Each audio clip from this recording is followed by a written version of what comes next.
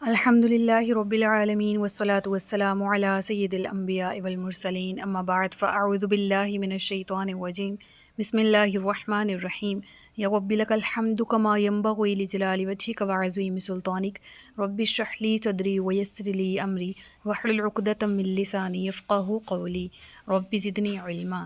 السلام علیکم ورحمۃ اللہ وبرکاتہ۔ الحمدللہ پارہ نمبر 24 تک ہمارے اسباق مکمل ہو چکے ہیں۔ آج کے لیکچر سے پارہ نمبر 25 الیہ یردو سے آغاز ہو رہا ہے۔ سورۃ حامیم سجدہ کنٹینیو ہے۔ اس کی آیت نمبر 46 تک ہم نے گزشتہ اسباق میں پڑھ لیا تھا۔ آج کے سبق میں آیت نمبر 47 سے آغاز کیا جا رہا ہے، جس میں اللہ رب العزت ارشاد فرماتا ہے الیہ یرد علم الساعہ، قیامت کے علم کا حوالہ اللہ ہی کی طرف لوٹایا جاتا ہے۔ وما تخرج من ثمرات من اکمامها وما تحمل من انثى ولا تضع الا بعلمه، اور کوئی پھل اپنے غلاف سے نہیں نکلتا اور نہ کوئی مادہ حاملہ ہوتی ہے اور نہ وہ بچہ جنتی ہے مگر اس کے علم سے۔ وَيَوْمَ يُنَادِيهِمْ أَيْنَ شُرَكَائِي قَالُوا آذَنَّاكَ مَا مِنَّا مِن شَهِيدٍ، اور جس دن وہ انہیں ندا فرمائے گا میرے شریک کہاں ہیں، تو کہیں گے ہم تم سے کہہ چکے ہیں کہ ہم میں کوئی گواہ نہیں ہے۔ آیت کے پہلے حصے جس کو یلو سے ہائی لائٹ کیا گیا ہے، اس کی طرف اگر ہم ذکر کر لیں پہلے، تو یہاں پر اللہ تبارک و تعالیٰ کے علم محیط کا ذکر موجود ہے، جو ہر چیز کا احاطہ کیے ہوئے ہے۔ وہ چیز جو آنکھوں کے سامنے ہمارے ظاہری طور پر انویزیبل ہے، ہم اس کو نہیں دیکھ سکتے اپنی آنکھوں کی مدد سے، اللہ تبارک و تعالیٰ نوز بیٹر۔ دیکھیں، پھل اگر ہم لینے جاتے ہیں، ہم نہیں جانتے پھل جب اگتا ہے، پھل جب بنتا ہے، کہ یہ اندر سے اس کا ذائقہ کیسا ہے۔ ہمارے ہاں بہت سے پرووربس بھی مشہور ہیں کہ اگر خربوزہ میٹھا نکل آئے تو یہ قسمت کی بات ہوتی ہے نا۔ یعنی ہم اس چیز کو ایک طرح سے سمجھتے ہیں، مانتے ہیں، کہ ہم نہیں جانتے کہ پھل کے اندر، چھلکے کے اندر کیا ہے، ٹھیک ہے۔ یعنی یہ بات ہمارے سامنے طے شدہ ہے کہ اللہ تعالیٰ پھلوں کو بنانے والا ہے، غلاف کے اندر جو چیز موجود ہے اس کو اللہ جانتا ہے، ہم نہیں جانتے۔ لیکن ضمنی طور پر اس آیت کی تفسیر کرتے ہوئے میں ایک بات ذکر کرنا چاہتی ہوں جو کہ ہمارے معاشرے کی ریالٹی ہے۔ وہ یہ کہ جب ہم ایک پھل کو غلاف کے اندر لپٹا ہوا دیکھتے ہیں اور جب وہ کھلتا ہے تو ہم اس چیز کو کہہ لیں کہ ایکسیپٹ کر رہے ہوتے ہیں ہم مینٹلی طور پر، کہ ہاں ہمیں کون سا معلوم تھا کہ یہ خربوزہ ایسے کا نکل آئے گا، یہ پھیکا ہے، یہ میٹھا نہیں ہے، یہ تربوز لال نہیں ہے، ہم نے تو اس کو پیک خریدا نا، یا پیک چیز دیکھ کے، پیک پھل دیکھ کے ہم کیسے جان سکتے ہیں کہ اندر کی سچویشن کیا ہے، ٹھیک ہے۔ تو یہ چیز ہم کیوں بھول جاتے ہیں، کس وجہ سے بھول جاتے ہیں؟ جب ہمارے معاشرے میں زیادہ تر، ہم کہہ لیں کہ میجورٹی خاندانوں میں یہ چیز ہے کہ خواتین کو تنگ کیا جاتا ہے بیٹا پیدا کرنے کے لیے۔ میں ضمنی طور پر اس آیت کے اندر یہ چیز ڈسکس کرنا چاہ رہی ہوں کہ خواتین کو نہیں علم کہ اللہ تعالیٰ ان کی کوکھ میں نر کو پیدا کر رہا ہے یا مادہ کو، اور نہ ہی علم ہے اور نہ اختیار ہے، ماں سوائے اس کے اللہ رب العالمین جاننے والا ہے، ٹھیک ہے۔ مجھے اس فیکٹ کی سمجھ نہیں آتی کہ ہم میں سے پڑھے لکھے دنیاوی اعتبار سے بھی دیکھ لیں، سم ہاؤ میں نے دینی اعتبار سے بھی پڑھے لکھے لوگوں کو دیکھا ہے۔ میں صرف چلیں یہ بات چھوڑ دیں کہ بیٹے کی خواہش یا بیٹے کے لیے خواتین کو پریشرائز کرنا یا کسی طرح سے مینٹلی طور پر ٹارچر کرنا، میں کہوں گی بہت سے خاندانوں میں تو یہ بھی ہوتا ہے۔ کسی کے ہاں اولاد ہی نہیں ہے، اس کو اس پہ بولنا، ٹھیک ہے، اس کو اس پہ برا بھلا کہنا، یا کسی کے ہاں بیٹیاں ہی ہیں، بیٹا نہیں ہے، اس کو اس پہ کہنا۔ اور خاص طور پر یہ کہ جب خاتون کو معلوم ہو، جس طرح آج کے ذریعہ علم جو ہیں وہ بڑھ چکے ہیں، ٹیکنالوجی کا زمانہ ہے، تو اگر کسی خاتون کو معلوم ہو جائے کہ اس دفعہ بھی اس کی بیٹی ہے تو اس کو پہلے سے تانے دینا شروع کر، ایون دو میں نے ایسے کے خاندان بھی دیکھے ہیں جو کہ وہ کہتے ہیں کہ ختم کر دو اس اولاد کو اگر یہ پھر بھی بیٹی ہے، یا اس کو عورت کے اوپر حالات مزید تنگ کر دیتے ہیں۔ عورت تو خود مادہ ہے نا، اور وہ اللہ کی کریشن ہے، اللہ نے اسے وسیلہ بنایا ہے مزید کریشنز کا، انسانوں کی آگے نسل بڑھانے کا، چلانے کا۔ اس کے علاوہ اس کے پاس کوئی اختیار نہیں ہے۔ وہ اختیار جو قدرتی اللہ تعالیٰ نے اس کو دیا، اس کے علاوہ اس کے پاس کوئی دوسرا اختیار موجود نہیں ہے۔ قدرتی اختیار کیا ہے کہ اس کے اندر سیلز کریٹ ہوتے ہیں، اس کے اندر ایک نئی زندگی کریٹ ہوتی ہے۔ یہ والی اسپیشلٹی، یہ اختیار نر کے پاس نہیں ہے، مادہ کے پاس ہے۔ اور اس کے علاوہ یہ کہ وہ پہلے سے جان لے کہ میرے پاس کیا ہے یا میں کیا لینا چاہتی ہوں، وہ اس کے اختیار میں نہیں ہے۔ یا تو کسی انسان کے اختیار میں کچھ ہو اور وہ اس کے باوجود ہماری بات نہ مانے، پھر بھی ہم اس کو پرسیو کر سکتے ہیں، یا پھر بھی ہم کہہ سکتے ہیں کہ بھئی تم ہماری ریکویسٹ کیوں نہیں مان رہی ہیں سم تھنگ۔ لیکن ایک چیز اختیار میں نہیں ہے، اور اللہ فرما رہا ہے وہ میرے اختیار میں، وَلَا تَدَعُوا إِلَّا بِعِلْمِهِ۔ وہ جن بھی لے تو اللہ اس کو جانتا ہے جو اس کے پیٹ میں موجود ہے۔ لیکن ہم کیوں دوسروں کی زندگیاں خراب کرنے میں یا تانا دینے میں یا تنگ کرنے میں پیش ہوتے ہیں۔ بہرحال اس آیت میں جو ذکر ہے بیسیکلی وہ یہی ہے کہ آج کے دور میں اگر ٹیکنالوجی کو دیکھا جائے تو ٹیکنالوجی ایجاد ہیومن کی ہے، لیکن ہیومن کو ریسورسز، ہیومن کو صلاحیت، ہیومن کو اتنی پاور دی کس کی طرف سے گئی کہ وہ یہ ٹیکنالوجی بنا سکے؟ رب العالمین کی طرف سے۔ اور یہ بھی بات طے ہے کہ رب العالمین کا علم حقیقی ہے، علم ذاتی ہے۔ جو ہمارے پاس علوم ہیں وہ عطائی ہیں اللہ کی طرف، اللہ کی عطا سے ہیں، اور لٹرلی ان میں غلطی کی گنجائش موجود ہے۔ میں آپ کو ایک بات بتاتی ہوں، اور شاید میں نے پیچھے ڈسکس کی ہو، پھر ہم آگے چلتے ہیں۔ پیچھے کسی لیکچر میں شاید میں نے اس کا ذکر کیا ہو کہ میں اپنی ایک دفعہ ایک ریلیٹیو سے ملنے گئی، تو آگے سے ان کے کوئی رشتہ دار خاتون وہاں موجود تھی، اور ان کو اللہ تعالیٰ نے بیٹا عطا کیا تھا، یعنی ان سے پہلے ان کی کوئی اولاد بھی نہیں تھی، اور وہ بیٹا شادی کے 17 ایئرز بعد اللہ تعالیٰ نے ان کو دیا تھا۔ 17 ایئرز ایک بہت بڑا عرصہ ہوتے ہیں، اور وہ بیٹا انہوں نے گود میں لیا تھا، اور وہ مجھے بتا رہی تھیں اچھا وہ اپنی ساری زندگی کی جو روٹین تھی اس سے پہلے کیا کن حالات سے وہ گزر کے آئیں، لیکن ساتھ ہی ساتھ انہوں نے ایک ایمان افروز بات بتائی، دیٹ از کہ وہ کہتے ہیں کہ میرے پاس رپورٹس آج بھی موجود ہیں جو میں اپنے اس بیٹے کے پیدا ہونے کے تقریباً 15 یا 20 دن پہلے کروا کے آئی تھی، اور جن میں یہی تھا کہ میرے ہاں اولاد نہیں ہو سکتی۔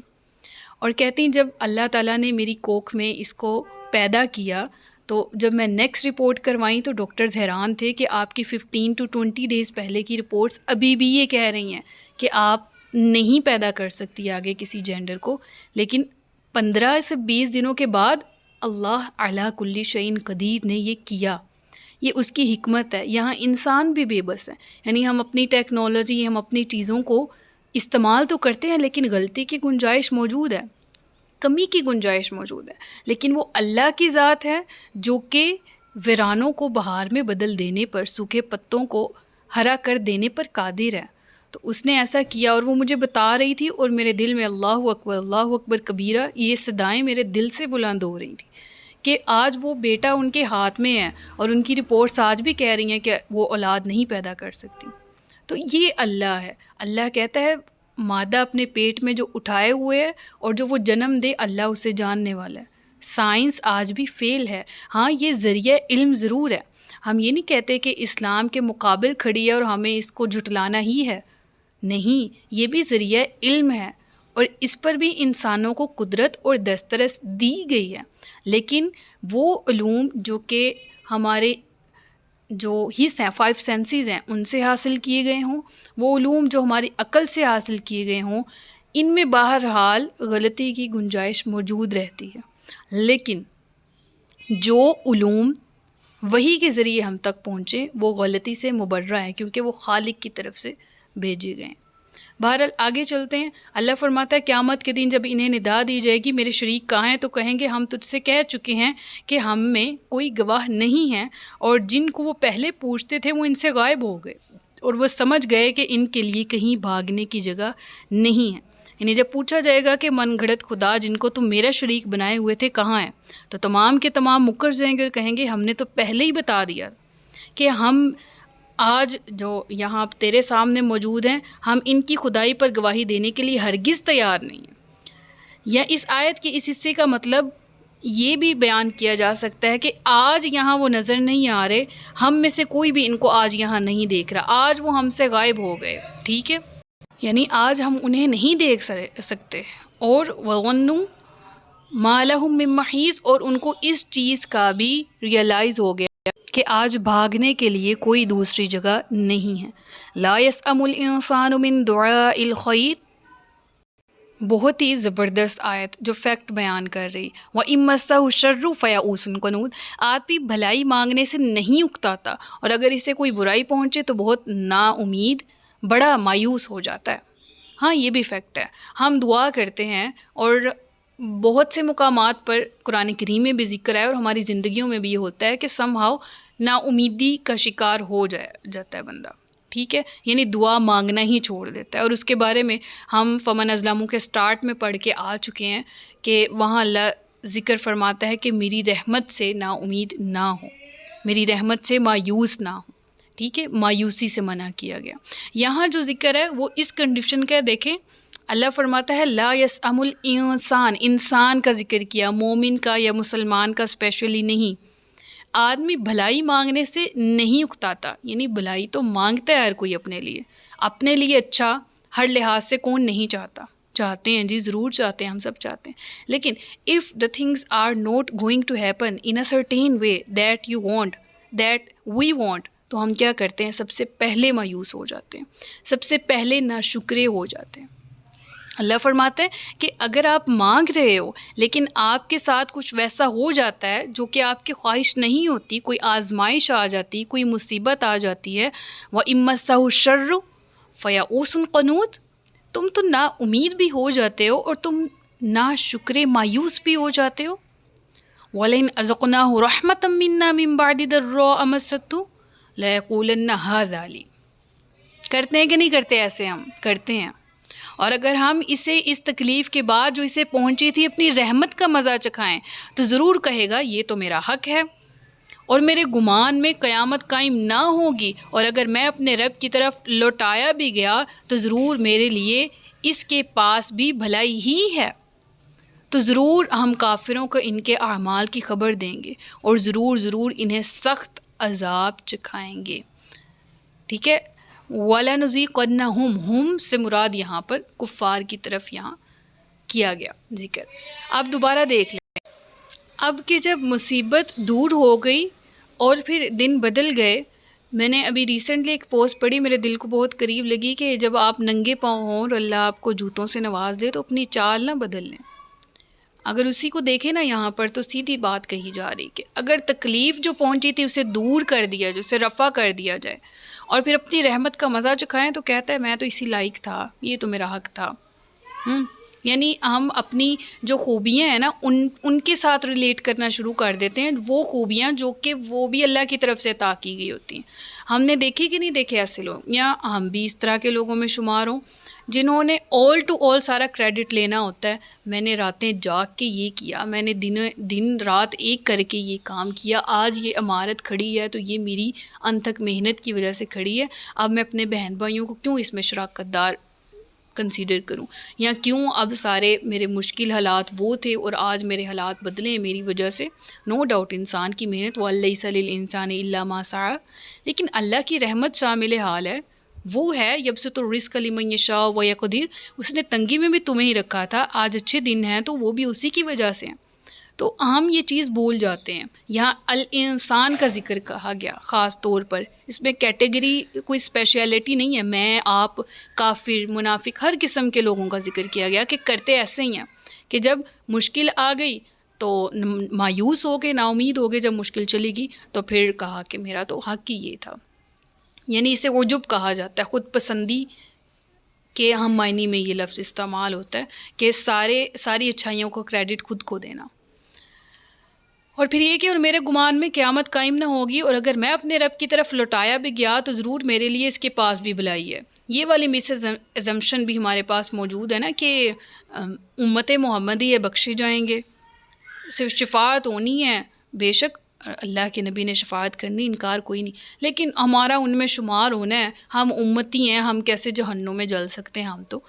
لیکن ریالٹی قرآن کیا کہہ رہا ہے؟ واٹ قرآن ٹیلز اس، قرآن کریم جہاں شفاعت کبریٰ نبی اکرم صلی اللہ علیہ وآلہ وسلم کا ذکر کرتا ہے کہ وہ شفاعت فرمائیں گے، اس کے علاوہ حفاظ، اس کے علاوہ علماء، اس کے علاوہ قاری حضرات یہ کریں گے، جس کو اللہ کی طرف اللہ بِإِذْنِ، جس کو اللہ نے اذن دیا وہ ضرور کرے گا۔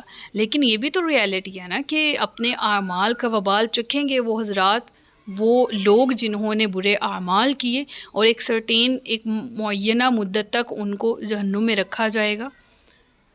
اللہم لا تجعلنا منہم۔ تو یہ والی چیز ذہن میں پالنا کہ جی ہمارے پاس تو ادھر بھی بھلائی ہے تو پھر ادھر بھی ہمارے لیے بھلائی ہی ہے، تو بلا شبہ بھلائی کی امید رکھنی چاہیے، لیکن اعمال بھی اس طرح سے کرنے چاہیے۔ تو اللہ فرماتا ہے کہ ہم ضرور کافروں کو ان کے اعمال کی خبر دیں گے، اور ضرور انہیں سخت عذاب کا مزہ چکھائیں گے، سخت عذاب چکھائیں گے۔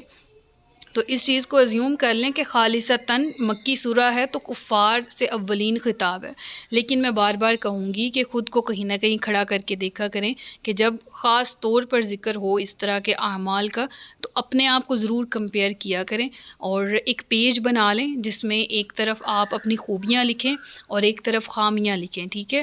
اور پھر ایک مہینے کے بعد دوبارہ سے اس پیج کو دیکھیں اور اس کو پھر ٹیلی کریں کہ ان میں سے کون سی مزید ایسی خوبیاں جن کو میں بڑھا کے یہاں لکھ سکتی ہوں اس سائڈ پہ، اور ایسی کون سی خامیاں ہیں جو کہ پہلے مہینہ پہلے تو میرے میں موجود تھی لیکن اب میں اس کو اس صفحے سے کٹ کرتی ہوں کیونکہ یہ خامی میں نے ختم کر دی۔ تو یہ پریکٹس انشاءاللہ ہیلپس اس کہ ہم اس سے اچھا ایک رزلٹ، اچھا انسان بن سکتے ہیں۔ اب جو آگے آیت آ رہی ہے اس کو ذرا غور سے دیکھیے گا، اور جب ہم آدمی پر احسان کرتے ہیں تو وہ منہ پھیر لیتا ہے اور اپنی طرف دور ہٹ جاتا ہے، اور جب اسے تکلیف پہنچتی ہے تو لمبی چوڑی دعا مانگنے والا بن جاتا ہے۔ فیکٹ ہے۔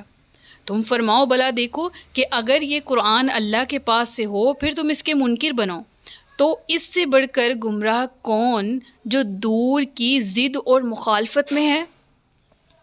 اب جو اگلی آیت آ رہی ہے نا، یہ آیت اگر آپ کے ذہن میں تھوڑا سا اگر کہیں رہ گیا ہے نا، کوئی کہہ لیں کہ کوئی بات جو ابھی سٹارٹنگ میں الیہ یرد علم الساعہ وما تخرج من ثمرات من اکمامها وما تحمل من انثى ولا تضع الا بعلم، یہاں پر اگر تھوڑی سی بھی تھوڑی سی کنفیوژن رہ گئی ہے نا، مسکنسیپشن رہ گئی ہے نا، تو وہ آپ یہاں پر کلیئر کر سکتے ہیں۔ اور وہ کیا ہے؟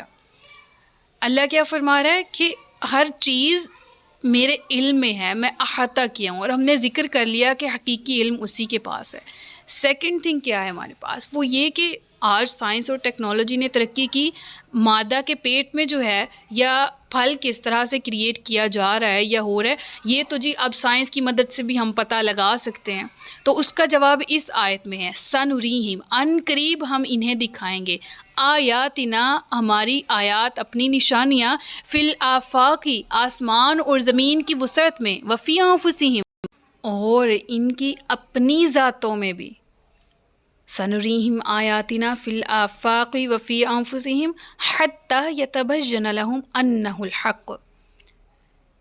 اب اس میں فیوچر اب تک کی اور اب سے بعد تک کی، قیامت، قرب قیامت تک کی، قیامت تک کی جتنی انوینشنز ہیں، جتنی روبوٹک لائف ہو جائے، جتنی سائنس ترقی کر لے، جتنے لوگ جو ہیں وہ چاند پہ پہنچ جائیں، دنیا کو سر کر لیں، اس آیت پہ آ کے بات ختم ہوتی ہے۔